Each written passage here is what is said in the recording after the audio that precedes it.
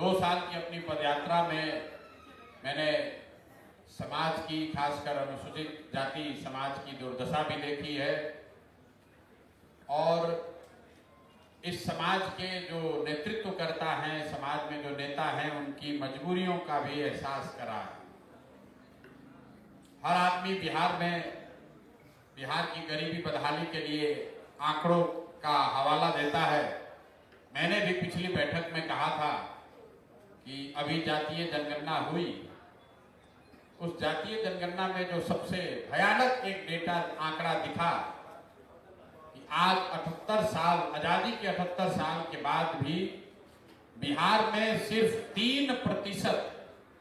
100 में 3 बच्चे ही दलित समाज के 12वीं क्लास पास करते हैं। मतलब 100 में 97 आदमी 12वीं क्लास भी नहीं पढ़ रहा है।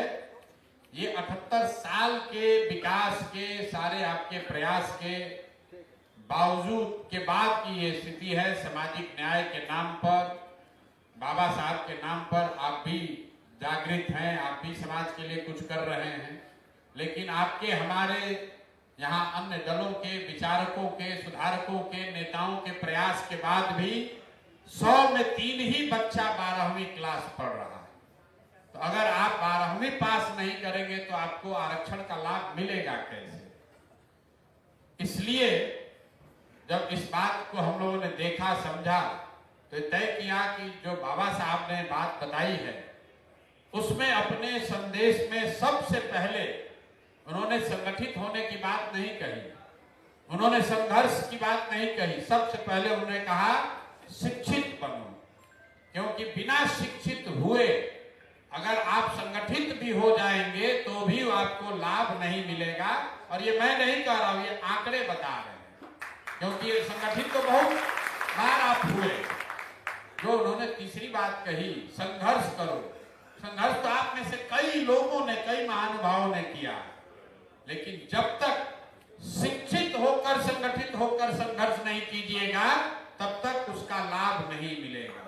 तो पिछले 4-5 महीनों में हम लोगों ने कई छोटी बड़ी बैठकें करके ये तय किया कि भाई जन सुराज का जो संसाधन है उस पर सबसे पहला अधिकार समाज के उस वर्ग का है जो शैक्षणिक, सामाजिक, आर्थिक तौर पर सबसे पीछे है। इसलिए जब ये प्रचार प्रसार का काम शुरू हो रहा है तो सबसे पहले बाबा साहब अंबेडकर के नाम पर उनके संदेश को ले जाकर घर घर पहुंचाने के लिए इस अभियान की शुरुआत की जा रही है, जिसमें आप सभी साथी जुड़ रहे हैं। कई लोगों को लग रहा होगा कि इससे होगा क्या। आप जरा समझिए, 100 गाड़ी जो आपको दी जा रही है, अभी शायद 150 गाड़ी दे रहे हैं, अगर 100 गाड़ी भी आप समुचित तौर पर उसका उपयोग करें, एक गाड़ी पर 4 लोग दिन में अपना सब काम करने के बाद भी 3 गांव में, 3 दलित टोलों में अगर जाकर बैठक करते हैं और बाबा साहब के इस संदेश को पहुंचाते हैं, वहां पर रहने वाले परिवारजनों को, अपने बच्चों को पढ़ाने के प्रति सजग करते हैं, उनको ये बताते हैं कि अगर आप अगली बार वोट नाली गली 4 किलो अनाज, मुर्गा भात और दारू के बजाय जन सुराज के दलित बंधु योजना के लिए दोगे, जिसमें आपके बच्चों के लिए 10वीं क्लास के बाद 2000 रुपया का वजीफा मिलेगा, जिसमें आपको घर बनाने के लिए 3 बरस के अंदर हर हालत में 3 डिसमिल जमीन मिलेगी, जिसमें सरकारी और गरमजरुआ खास की जमीन के बंदोबस्ती में दलितों को आरक्षित प्रश्रय दिया जाएगा, तो शायद कुछ दलित समाज के लोगों के में जागरूकता आएगी। और अगर 100 टीम 100 गाड़ियों से डेली काम करे तो हर दिन 300 गांव हम लोग करेंगे। और 2 महीना अगर आपने इस काम को कर दिया तो कम से कम 18,000 गांवों तक ये बात पहुंचेगी।